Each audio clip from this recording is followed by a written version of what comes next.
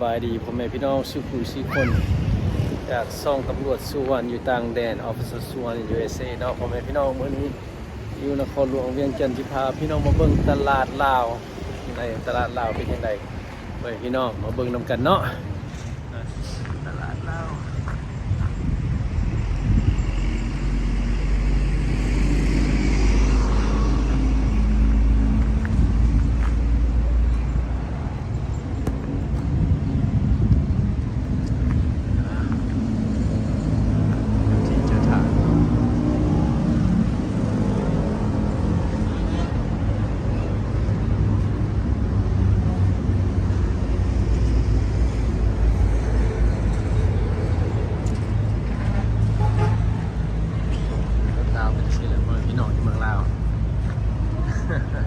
ภูมิใจที่เป็นคนลาว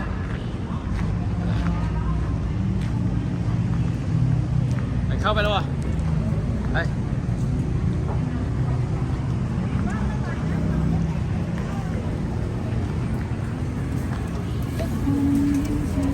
ไปดีพี่น้องพามาเบะตลาดลาวซื้อตลาดลาวผมเป็นเมืองลาวแล้วซื้อตลาดเป็นตลาดลาว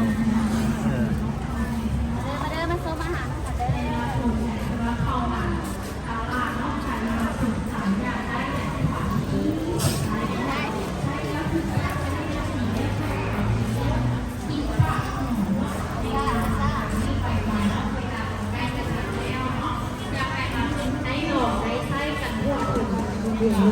เพราะว่าอย่างที่ฝันเราไส้ดีแค่ก้าวโตก้าว เป็นจ้า ดูด่าเด้อพี่น้อง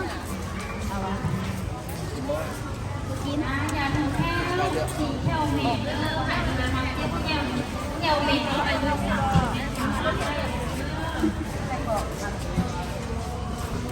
ไปอีกครั้งเดี๋ยวไปบอกว่าเขียวเม็ดเขียวเม็ดเด็กมอเราจะถูกใจสามารถถามได้เด้อ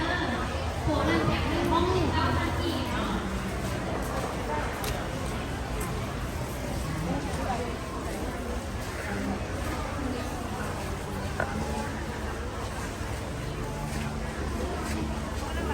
แล้วเปิดตานี้ อันนี้นะ เปิดตานี้เห็นแล้ว อันนี้ข้างในนี่ ซึ่งมันจอย เนาะ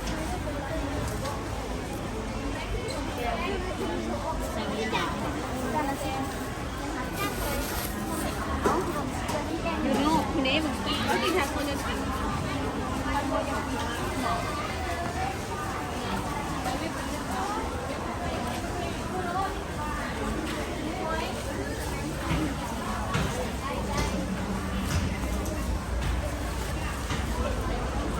เนาะระวังเด้อเป็นเขียดเนาะก็คือเนี่ย เลี้ยงเลี้ยงเลี้ยงเนี่ยได้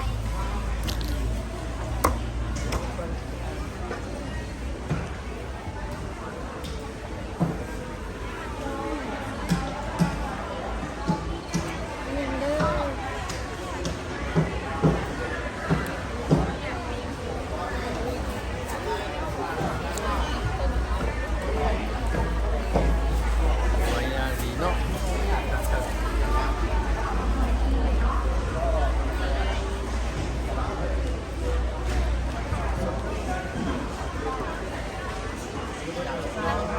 ขอสอีเด้อขอนุ่งเด้อ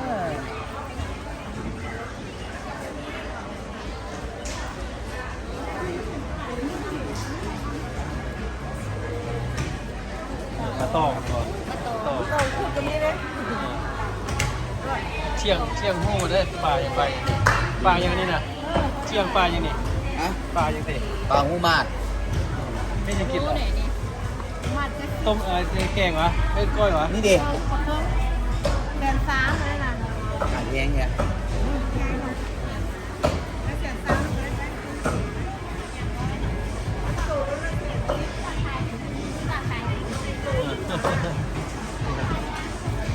เคยด่าบ่อยด่าบานอ่ะอุ้ย ราคายังล่ะ ราคาอย่างบึ้งราคาอย่างนี่ ขายยัง อีหล่ะซื้อหยังกล้วย จะเป็นของอีหลาบอ่ะกล้วยมันของอีหลาบอ่ะซื้อกล้วยใส่หลานไหม ช่วยช่วยหลาดไหมนี่ละ บินเท่าไหร่ลูกมินิ5,000มินิ8,000ตัวนี้เดี๋ยวลูกเอา8,000มาสั้นว้ายซื้ออันนั้น FC น้อยด้วยอันนั้นอ่ะโอ้ยใส่ FC น้อยก็เด้อ8,000 นี่แหละซื้อยังอีล่ะ แล้วซื้อหยัง ฮะ นางแสงเดือน ใช่เหรอ แสงเดือน แสงเดือนโอ้ยซื้องามเนาะ แค่ โอ้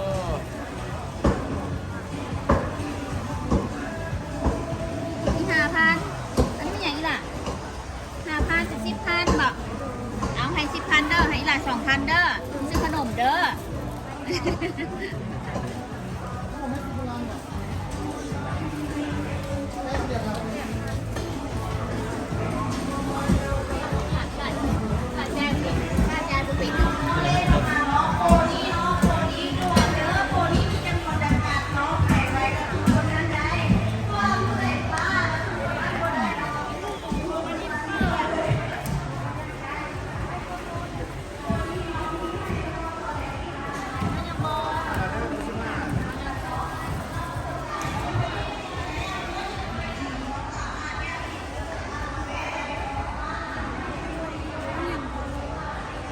จะยังใส่บ่อายบ้านเฮาบ่มีเด้ นะฮะ มีแต่ดอก นี่ผม มะกอก ผมบอกนะเอาลายไปไหนนะฮะ แตง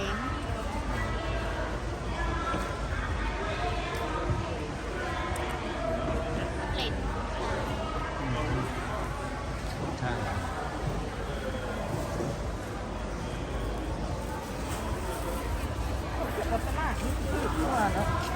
ไปลองไปหน่อย นะ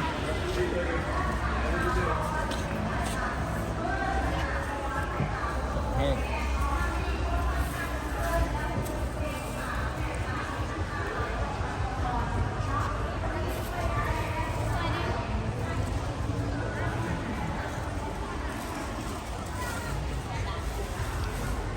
บอกไว้เที่ยว เเนี่ยผมชื่อคอยหลานก่อนเด้อ ถุงนี่ลูก นี่ร้านซื้อที่ร้านซื้อยังล่ะ หลานชื่อหยังชื่อมากกี้ ขึ้นมากี้ มากกี้โอ้คักเนาะ โอ้ชื่อไม่ใช่ธรรมดา มันก็เดียวว่าแบ็กกี้ฉันหนองเนาะมากกี้คักขนาดเลย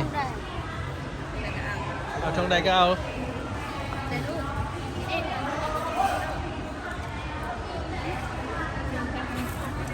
เสื้อนี่ก็ชื่อคอยหลานน้อย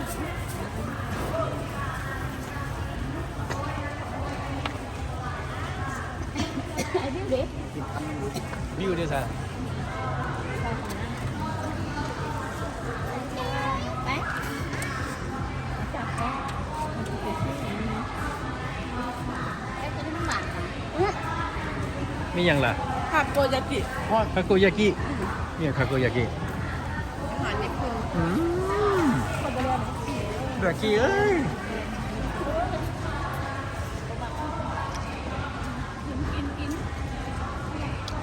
ส้มกับส้ม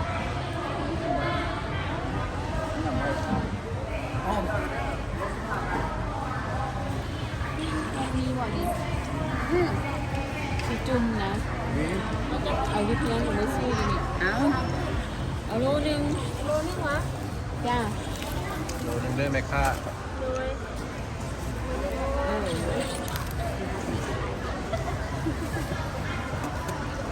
แม่ค้าซื้อยังล่ะ ค่าซื้อหนังซื้อนางไหมคะซื้อนาง แม่ค้านางเนาะ เนี่ยผมกินเจ๊กินยังไง สิกินกล้วยน้ำ ทา บอก โกยากิ ทานโกยากิ สิกล้วยน้ำบอก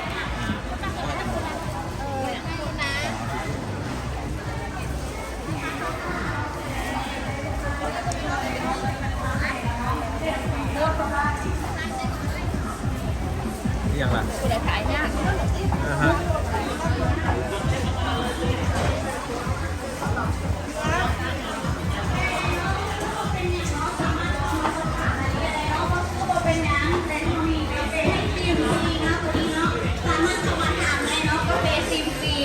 เป็นจังไหนรสชาติเป็นจังไหนถึงใจเราไปว่ากันเรื่องอะไรเนาะตัวนี้เนาะเอาโปรราคาโปรโมชั่นพิเศษที่สุดเลย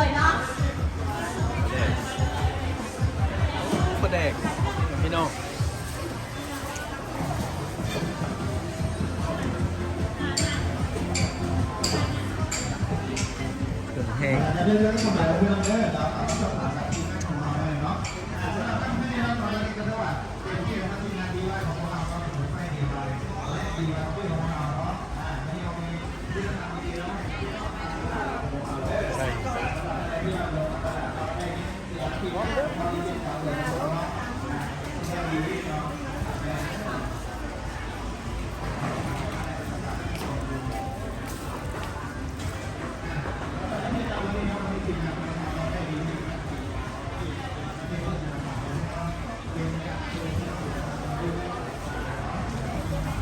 นี่เป็นตลาดนะเนาะตลาดลาวไงใหญ่ตึกวันนี้มาพากันมาตลาดลาวมาซื้อเครื่องของกินสเปซจุ่ม ลองไหมเฮ้ย สบายดี